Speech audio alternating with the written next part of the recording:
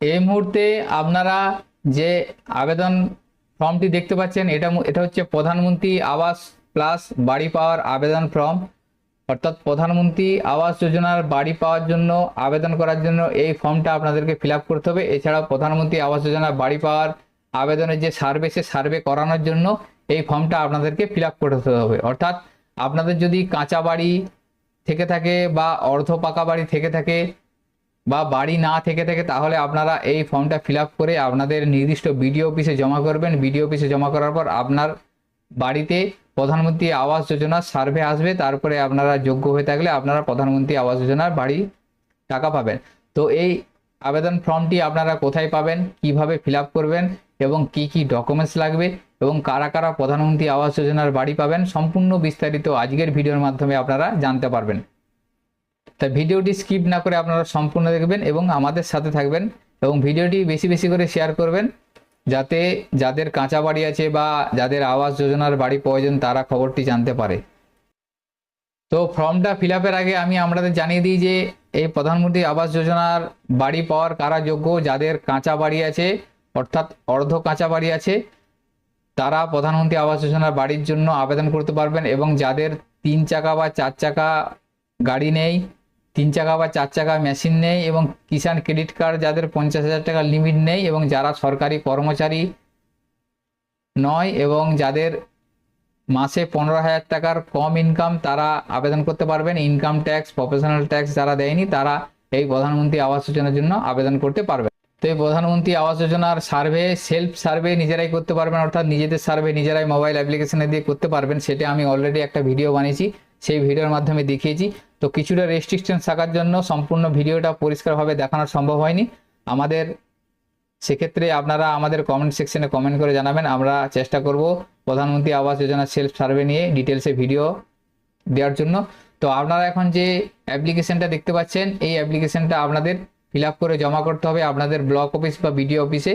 তো অ্যাপ্লিকেশনটা আপনারা আমাদের ভিডিও ডেসক্রিপশনে পেয়ে যাবেন, সেখানে আমরা লিঙ্ক দিয়ে রাখবো, সেখান থেকে এই পিডিএফ ফাইলটা পেয়ে যাবেন। এই পিডিএফ ফাইলটা আপনারা প্রিন্ট আউট করে নেবেন এবং এটা দেখুন ফিল আপ করতে হবে। প্রথমে বলা আছে প্রতি সমষ্টি উন্নয়ন আধিকারিক, এরপর এখানে ব্লক, অর্থাৎ আপনাদের বিডিও অফিসের নামটা এখানটায় লিখে দিবেন।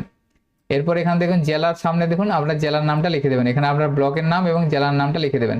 এরপর বলা আছে মহাশয় মহাশয়া, আমি শ্রী বা শ্রীমতী যেটা হবে সেটা করবেন। তারপর এখানে আবেদনকারীর নামটা লিখবেন। তো এখানে আপনারা চেষ্টা করবেন বাড়ির মহিলার নামে আবেদন করার জন্য। এখানে নামটা লিখবেন, নাম লেখার পর এখানে তার স্বামীর নাম লিখতে পারেন বা পিতার নাম লিখতে পারেন, যেটা লিখবেন সেটা এভাবে টিক দিয়ে দেবেন। এরপরে দেখুন গ্রাম পঞ্চায়েত, তারপরে এখানে আপনার গ্রাম পঞ্চায়েতের নামটা লিখে দেবেন। এরপরে গ্রামের নামটা লিখবেন, স্থায়ী বাসিন্দা, আমি বর্তমানে একটি কাঁচা, আপনার যদি কাঁচা বাড়ি থেকে থাকে তাহলে কাঁচাতে টিক দিবেন, বাকিগুলো এভাবে কেটে দিবেন। আপনার যদি অস্থায়ী বাড়ি থেকে থাকে অস্থায়ী টিক দিবেন, এবং অর্ধ পাকা বাড়ি হলে অর্ধ পাকায় টিক দিবেন, পাকা বাড়ি হলে পাকা বাড়ি টিক দিবেন, যেটা আপনার আছে সেটা দিবেন। দেওয়ার পর বাসস্থানে থাকি, আমাকে প্রধানমন্ত্রী আবাস যোজনার সমীক্ষাতে অন্তর্ভুক্ত করার জন্য অনুরোধ জানাই। এরপর বলা আছে আমি এত দ্বারা ঘোষণা করছি যে তদন্তকারী অফিসারকে প্রদত্ত সমস্ত তথ্য আমার জ্ঞান মতে সত্য এবং কিছু গোপন করা হয়নি। আমি যদি প্রধানমন্ত্রী আবাস যোজনা প্রকল্পের অধীনে আর্থিক অনুদানের যোগ্য হই, তবে আমি এই অর্থ শুধুমাত্র গৃহ নির্মাণের কাজে ব্যবহার করব, নির্ধারিত সময়ের মধ্যে নির্মাণ সম্পূর্ণ করব। অর্থাৎ আপনি অঙ্গীকার করছেন যে আপনি সমস্ত তথ্য সঠিক দিচ্ছেন এবং আপনি প্রধানমন্ত্রী আবাস যোজনা যদি যোগ্য হয়ে থাকেন, যে টাকা পাবেন সেই টাকা বাড়ি তৈরিতে কাজে লাগবেন এবং তার যে সময়সীমা সেই সময়সীমার মধ্যে আপনি বাড়িটা কমপ্লিট করবেন। যদি আমি এই অর্থ অন্য কোনো কাজে ব্যবহার করি বা আমার দেওয়া কোনো তথ্য যদি ভুল প্রমাণিত হয়, আমি জানি যে আমার এই অর্থ সরকারকে ফিরিয়ে দিতে হবে এবং আমার বিরুদ্ধে উপযুক্ত আইন ব্যবস্থা নেওয়া হবে।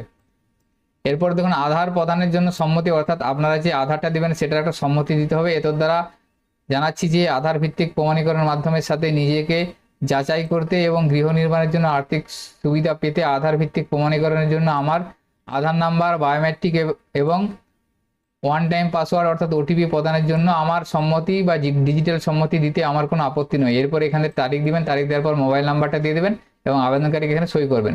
সই করার পর এই ফর্মটার সাথে আপনারা আপনাদের আধার কার্ড, ব্যাংকের অ্যাকাউন্ট, ভোটার কার্ড এই সমস্ত জমা করে আপনারা আপনাদের নির্দিষ্ট বিডিও অফিসে জমা করবেন। বিডিও অফিসে জমা করার পর বিডিও অফিসের তরফ থেকে বা পঞ্চায়েতের তরফ থেকে আপনার বাড়িতে এসে সার্ভে করবে। সার্ভে করার পর যদি আপনি যোগ্য হয়ে থাকেন তাহলে আপনারা প্রধানমন্ত্রী আবাস যোজনার বাড়ির যে টাকা সে টাকা পাবেন।